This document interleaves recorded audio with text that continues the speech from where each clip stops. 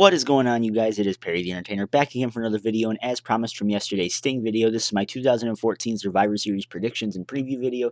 Going to be giving you guys all sorts of input as to what to expect out of tomorrow's big show. This is the second to last pay-per-view for WWE in the year of 2014, and as the year draws close, something else is going to be drawing to a close tomorrow, whether that be the Authority or whether that be the 4 other members of Team Cena. We'll find out tomorrow. But until then, this is the video you guys got to sit through. So if you have not subscribed already, go ahead and go do so. I definitely recommend it so that you are informed for future uploads. And plus, it just helps grow the channel and helps show your support. So thank you guys so much for making my video a part of your weekday, month, year, whatever you may call it. So let's get right down to business here. Fandango versus to be announced is going to be taking place on the pre-show. Like I said, unfortunately, I said this yesterday, I do not have the WWE Network. I was screwed out of the WWE Network, so I have to watch this on some sort of stream site, or I might just end up watching it on Twitter. But if I actually make a review for you guys, it has to be on a free live stream for it. So I'm going to definitely try and see what I can do when time comes. But I think Fandango is going to win this match.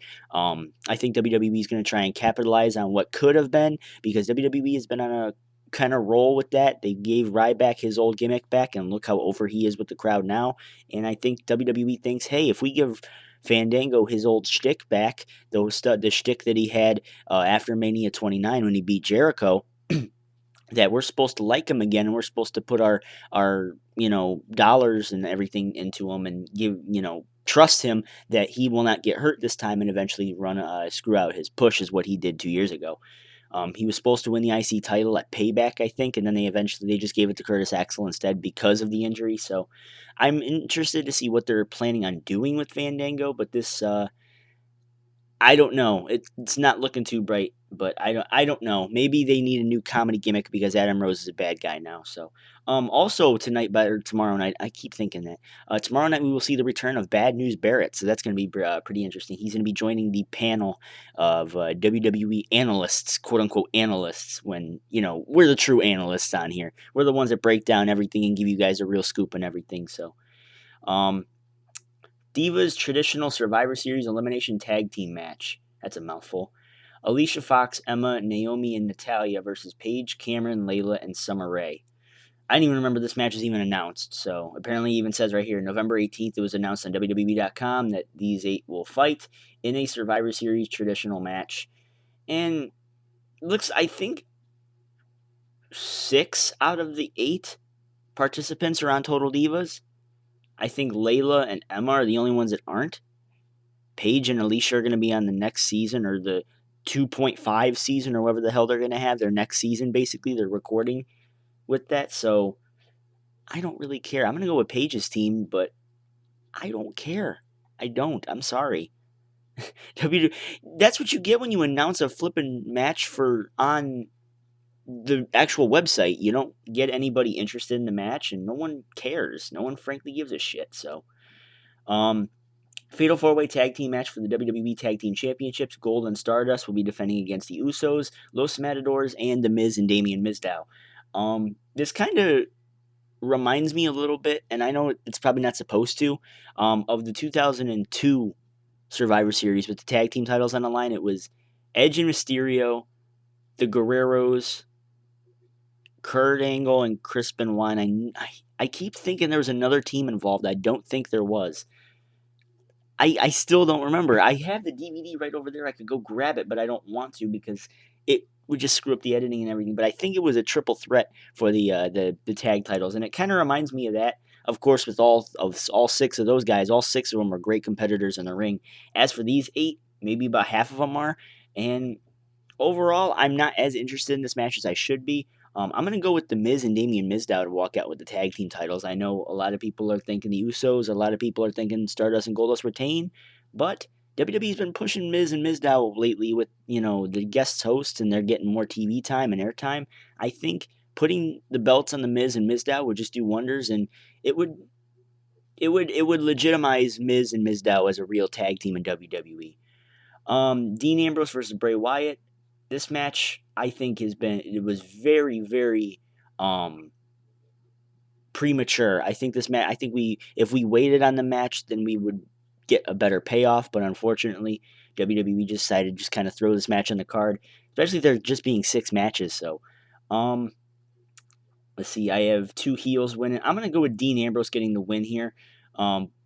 If somehow maybe like an Ascension bring up or something like that, kind of keep the feud going a little bit. I don't think Bray Wyatt necessarily needs the win. I think Dean needs it more, especially coming off the loss to Seth Rollins at the last pay per view.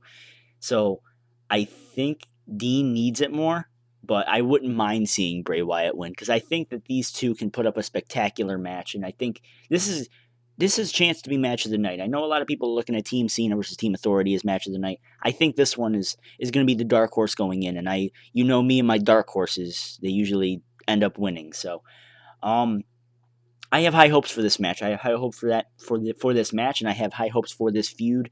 If they kind of do away with the getting Ambrose's family involved and everything. Granted, I liked what they did last night on SmackDown with the survival kit and everything. I thought that was pretty cool, but I don't know. Having this match so early in the feud might just drain whatever WWE has planned for this storyline. And I hope they do have something planned with a big payoff at Mania or something like that. Because I think this is a Mania caliber match between Ambrose and Wyatt if you build it up right. So I'm gonna go with Dean Ambrose getting the victory here. But I think Wyatt's gonna turn the page and he's gonna do something. He's gonna do something after the match and keep this feud rolling. So AJ Lee defending the Divas Championship against Nikki Bella. Nikki is the same thing that's going on with The Miz and Damien Miz-dow. She's getting a lot of TV time. She's getting a reaction from the crowd, other than her sister who can't act to save her goddamn life. But the rumors going around that AJ is going to be leaving after Survivor Series are completely inaccurate. They're completely false. So AJ's going to be staying around and everything, and I hope so because that was pretty comedic. That was pretty humorous what they did last night on SmackDown with AJ and Brie, and AJ came out looking like Nikki. So I thought that was pretty cool. It's pretty funny, and honestly, I think Nikki's gonna walk out with the championship here. But I have a bad feeling that they're gonna somehow try and do some sort of weird thing with Brie, kind of being like, "Hey, my month's up," and it's going to be Nikki and Brie for the belt, and Brie's going to somehow have some Daniel Bryan moment. I hope that's not what happens, but that's what it looks like WWE is going to be planning towards, having Brie having her husband's moment that she had at WrestleMania. So eventually I think Brie's going to win the belt, but I think WWE thinks we're supposed to care because she's Daniel Bryan's wife and she's supposed to be Daniel Bryan's counterpart. That's not the case. That's something you kind of have to build. She has to kind of build herself. That's not something WWE can just throw on her because she's married to someone. That's like saying, Nikki's where she is right now because of John Cena, and that's completely not the case. Well, not completely. I think that it benefits it, but it's not completely where she is because I don't think Nikki plays a bad heel. I don't think she does. She plays a more vicious heel, as we saw at Night of Champions in the Triple Threat match. We saw her kind of as the muscle of the entire thing, and it kind of what brought the entire Triple Threat together. So I think Nikki will win somehow. She'll get the Divas Championship, have a nice run with it, and then Brie eventually gets the belt somewhere down the line, whether that be at the Rumble or Mania. Team Cena consisting of John Cena, Dolph Ziggler, Big Show, Erick Rowan, and Ryback versus Team Authority, Seth Rollins, Kane, Mark Henry, Rusev, and Luke Harper. If Team Authority wins, John Cena's team, besides John Cena, is fired. And if Team Cena wins, the Authority will be removed from power. So it's kind of a double-edged sword here. Either 4 people leave or 2 people leave at the end of the night. And a lot of people are looking at Team Cena just because, okay, with this whole they're fired thing, that just makes it more obvious. That's not really the case because they can still go with Team Authority winning and having Team Cena go out there as they're going to get fired, have Vince come out, or have Vince come out and say, yeah, about that, you're kind of removed from power, and then bring in a GM, whether that be Mick Foley, Ric Flair. I was thinking about bringing the other 3 up, those 3 guys who, it's kind of ironic how they're debuting with this "a new day is coming" thing, ironically right around the time that the Authority is fighting for their stake of power. So I think that it's ironic. I don't think they're necessarily going to do anything with it, but I think it is ironic how these guys are still around at the same time, if you get what I mean. So, it's not necessarily a bad thing if the Authority wins and Team Cena gets fired, because this still brings in numerous opportunities for guys like Ric Flair and Mick Foley to come back as general managers and actually run the place over the Authority. So there's still tons more that we can still see from the Authority, and just because this new firing stipulation is in does not necessarily guarantee a Cena victory, is what I'm saying. I don't think that anything bad is truly going to happen in this match, but I'm not expecting a whole lot out of it, but I am expecting someone from Team Cena. Someone from Team Cena is on the inside, and the more I think about it, I think it's Erick Rowan, excuse me.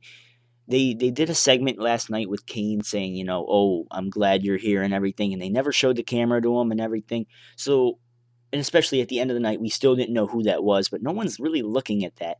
And as small of a segment as that really was, it definitely displayed a lot for what can come out of this match. You can have someone from Team Authority or Team Cena turn on Team John Cena, and the more I think about that, I think it's actually Dolph Ziggler.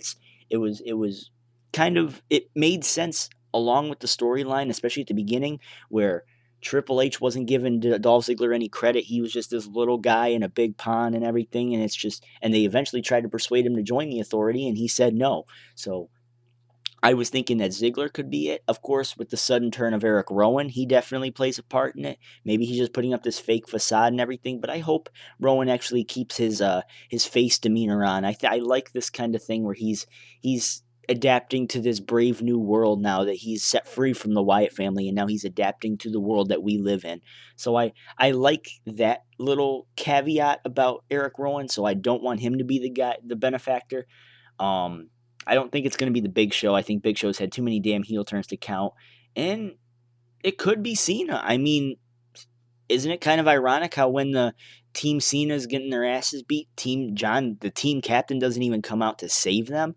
So maybe Cena's in on it, and Cena comes in and completely abandons his team come Survivor Series. There's tons of outcomes that could come out of this match, and whether that be a Randy Orton return, whether that be a Roman Reigns return, whether that be Daniel Bryan coming out and just completely, distracting the Authority and costing Authority their victory and their jobs. There's tons of opportunities in this match, and I think Team Authority is going to end up coming out with the win somehow because someone turned.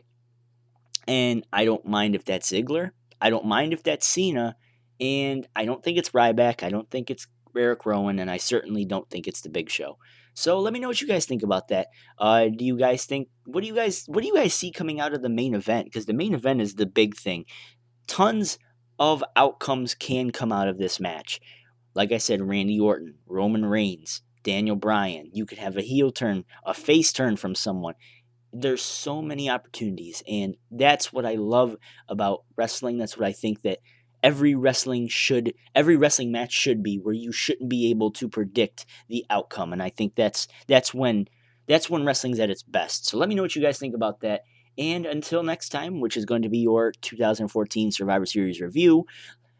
Till next time, I am out, Perry the Entertainer, signing out. Peace. I hope you guys enjoyed the video, and don't forget to subscribe and show your support for the show. Thank you guys.